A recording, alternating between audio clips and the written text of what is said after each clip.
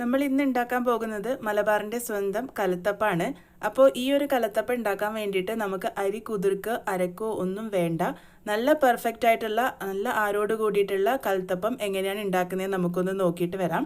ഇതുവരെ കലത്തപ്പം ഉണ്ടാക്കിയിട്ട് ശരിയാകാത്തവരാണെങ്കിൽ കുറച്ച് ടിപ്സും പറഞ്ഞു തരുന്നുണ്ട്. അപ്പോൾ അത് ഫോളോ ചെയ്താൽ മതി. അപ്പോൾ വീഡിയോ ഇഷ്ടമായാൽ ലൈക്ക് ചെയ്യാനും ഷെയർ ചെയ്യാനും സബ്സ്ക്രൈബ് ചെയ്ത് സപ്പോർട്ട് ചെയ്യാനും മറക്കരുത്. ഇതെങ്ങനെയാണ് ഉണ്ടാക്കുന്നത് നമുക്ക് നോക്കാം. അപ്പോൾ നമ്മൾ ഇന്ന് ഈ ഒരു കലത്തപ്പം ഉണ്ടാക്കാൻ പോകുന്നത് അരിപ്പൊടി ഉപയോഗിച്ചാണ്. അപ്പോൾ ഞാനിപ്പോൾ ഇവിടെ 1 കപ്പ് അരിപ്പൊടി എടുത്തിട്ടുണ്ട്. നല്ല ഫൈൻ ആയിട്ടുള്ള അരിപ്പൊടി വേണം എടുക്കാൻ വേണ്ടിയിട്ട്. വറുത്തതോ വറക്കാത്തതോ ആയിട്ടുള്ള അരിപ്പൊടി ഉപയോഗിക്കാവുന്നതാണ്. പുട്ടിൻ്റെ പൊടി ഉപയോഗിക്കരുത്. പുട്ടിൻ്റെ പൊടിയിൽ തരികൾ ഉള്ളതുകൊണ്ടാണ് ഉപയോഗിക്കരുത് എന്ന് പറയുന്നത്. അപ്പോൾ ഞാനിപ്പോൾ 1 കപ്പ് അളവിൽ അരിപ്പൊടി ഇട്ട് കൊടുത്തിട്ടുണ്ട്. ഇനി 1/4 കപ്പ് അളവിൽ തേങ്ങ ചിരകിയതാണ് ഇട്ട് കൊടുക്കുന്നത്. ഇനി ഇതിൻ്റെ കൂടെ നമ്മൾ ചേർക്കാൻ പോകുന്നത് 3 ഏലക്കായാണ്. ഞാനിപ്പം തൊണ്ടോട് കൂടിയിട്ടാണ് ഇട്ട് കൊടുത്തിരിക്കുന്നത്. നിങ്ങൾക്ക് വേണമെങ്കിൽ ഏലക്കാപ്പൊടി വേണമെങ്കിലും ചേർത്ത് കൊടുക്കാവുന്നതാണ്.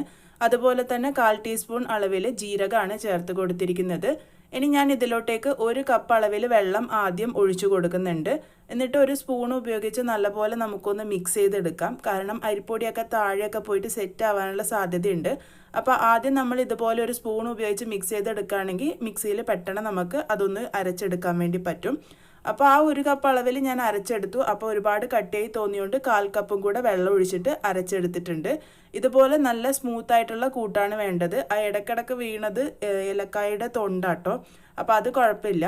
പിന്നെ ഒരു 2 ടേബിൾ സ്പൂൺ വെള്ളം കൂടെ ഞാനൊന്ന് മിക്സിയുടെ ജാറിൽ ഒഴിച്ചിട്ട് അതൊന്ന് കഴുകിയിട്ടും കൂടെ ചേർത്ത് കൊടുത്തിട്ടുണ്ട്. അപ്പോൾ ടോട്ടൽ 1/4 കപ്പ് വെള്ളം ഒഴിച്ചിട്ടാണ് ഞാനിപ്പോൾ ഇത് അരച്ചെടുത്തിരിക്കുന്നത്. ഇതുപോലത്തെ കൂട്ടാണ് നമുക്ക് ആവശ്യമായിട്ടുള്ളത്. ഒരുപാട് കട്ടിയൊന്നും വേണ്ട. ഇനി നമുക്ക് ശർക്കര പാനിയാക്കാം. അതിന് വേണ്ടിയിട്ട് ഞാനിവിടെ 1 കപ്പ് അളവിൽ ശർക്കര പൊടിച്ചത് എടുത്തിട്ടുണ്ട്. അതിലോട്ടേക്ക് 1/2 കപ്പ് അളവിൽ വെള്ളം ഒഴിച്ചിട്ട് നമ്മൾ ശർക്കര പാനിയാക്കാൻ വേണ്ടി പോവുകയാണ്. ശർക്കര പാനി ആക്കുന്നത് ഞാൻ എൻ്റെ പല വീഡിയോസിലും കാണിച്ചിട്ടുണ്ട്. നമ്മളുടെ ആ ഒരു ശർക്കരയൊക്കെ ഒന്ന് അലിഞ്ഞ് ചേർന്ന് മാത്രം മതി. അങ്ങനെ നൂൽ പരുവൊന്നും ആക്കേണ്ട ആവശ്യമില്ല.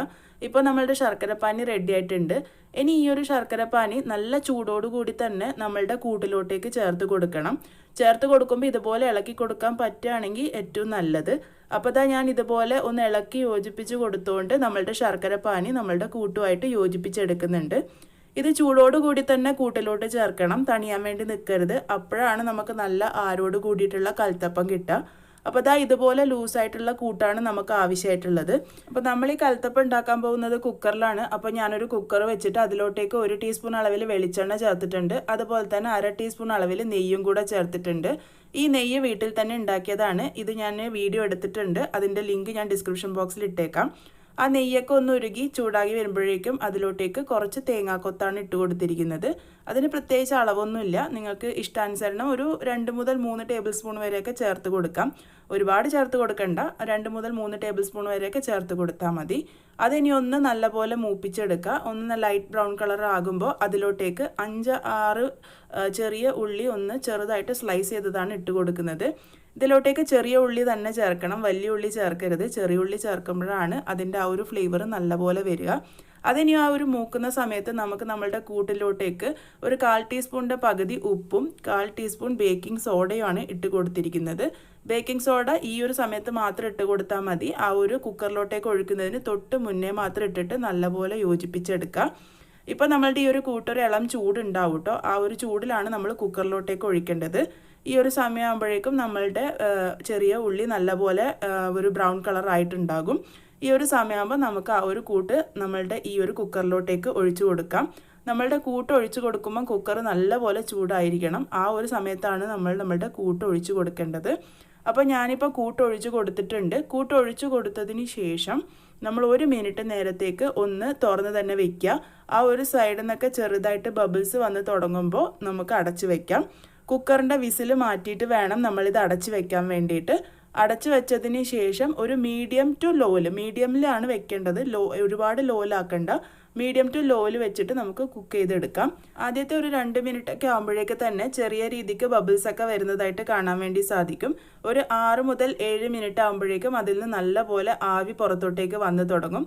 ഈ ഒരു സമയമാകുമ്പോൾ നമുക്ക് കുക്കർ ഓഫ് ചെയ്തിട്ട് അതൊന്ന് തണിയാൻ വേണ്ടി വെക്കാം. തണിയാൻ വേണ്ടി വെച്ചാലും ആ ഒരു സമയത്ത് തന്നെ കുക്കർ തുറക്കരുത്. ഒരു 10 മിനിറ്റ് കഴിഞ്ഞതിന് ശേഷം നമുക്ക് കുക്കർ തുറന്ന് നോക്കാം. ഇപ്പോൾ ഒരു 10 മിനിറ്റ് ആയിട്ടുണ്ട്. ഞാൻ കുക്കർ തുറന്നിട്ടുണ്ട്. തുറക്കുമ്പോഴും ആവി ഇതിലോട്ടേക്ക് വീഴാതെ ശ്രദ്ധിക്കണം. അപ്പോൾ അതാ ഇതിപ്പോൾ നല്ല പെർഫെക്റ്റ് ആയിട്ട് തന്നെ വന്നിട്ടുണ്ട്. നടുവിൽ നിന്നൊക്കെ നന്നായിട്ട് പൊന്തിയിട്ടൊക്കെ വന്നിട്ടുണ്ട്. കുക്കറിൽ വേവിക്കാൻ എടുക്കുന്ന സമയം കുക്കറിൻ്റെ വലിപ്പമൊക്കെ അനുസരിച്ച് അങ്ങോട്ടോ ഇങ്ങോട്ടൊക്കെ ആവാം. ഇനി ഇത് നല്ല പോലെ തണുത്തതിന് ശേഷം വേണം നമ്മൾ കുക്കറിൽ നിന്നും ഡീമോൾഡ് ചെയ്തെടുക്കാൻ വേണ്ടിയിട്ട്. ഒട്ടും തന്നെ പറ്റിപ്പിടിക്കാതെ നമുക്ക് ഡീമോൾഡ് ചെയ്യാൻ വേണ്ടി പറ്റും. നമ്മളുടെ അടിയൊന്നും ഒട്ടും തന്നെ കരിഞ്ഞിട്ടില്ല. അപ്പോൾ നല്ല പെർഫെക്റ്റ് ആയിട്ട് തന്നെ നമ്മളുടെ കലത്തപ്പം നമുക്ക് കിട്ടിയിട്ടുണ്ട്. ഇനി നമുക്കിതൊന്ന് മുറിച്ചും കൂടെ ഞാൻ കാണിച്ചു തരാം. അപ്പോൾ നിങ്ങൾക്ക് മനസ്സിലാകും അതിൻ്റെ ഉള്ളിൽ എങ്ങനെയാണ് ഉള്ളതെന്ന്. നിങ്ങൾക്ക് മുറിക്കുമ്പോൾ തന്നെ മനസ്സിലാകുന്നുണ്ടാവും. നല്ല സോഫ്റ്റ് ടെക്സ്ചറിലാണ് നമ്മളുടെ കലത്തപ്പം ഇരിക്കുന്നത്. അപ്പോൾ നല്ല സോഫ്റ്റ് ആയിട്ടുള്ള നല്ല പെർഫെക്റ്റ് ആയിട്ടുള്ള കലത്തപ്പമാണ് നമുക്ക് കിട്ടിയിരിക്കുന്നത്. അത് നല്ല ആരൊക്കെ വന്നിട്ട് നല്ല നമ്മൾ കടയിൽ നിന്നൊക്കെ വാങ്ങുന്ന ആ ഒരു രീതിക്ക് തന്നെയാണ് ഉള്ളത്.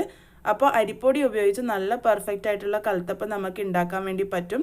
ഇതിൽ ചോറ് ചേർക്കേണ്ട ആവശ്യമില്ല, കാരണം നമ്മൾ അരിപ്പൊടിയാണ് ചേർത്ത് കൊടുത്തിരിക്കുന്നത്. അപ്പോൾ എല്ലാവരും ഈ ഒരു റെസിപ്പി ഫോളോ ചെയ്ത് നോക്കുക. ഇതുവരെ കലത്തപ്പം ഉണ്ടാക്കിയിട്ട് ശരിയാവാത്തവർക്കും ഈ ഒരു റെസിപ്പി ഫോളോ ചെയ്യുകയാണെങ്കിൽ പെർഫെക്റ്റ് ആയിട്ട് കിട്ടും.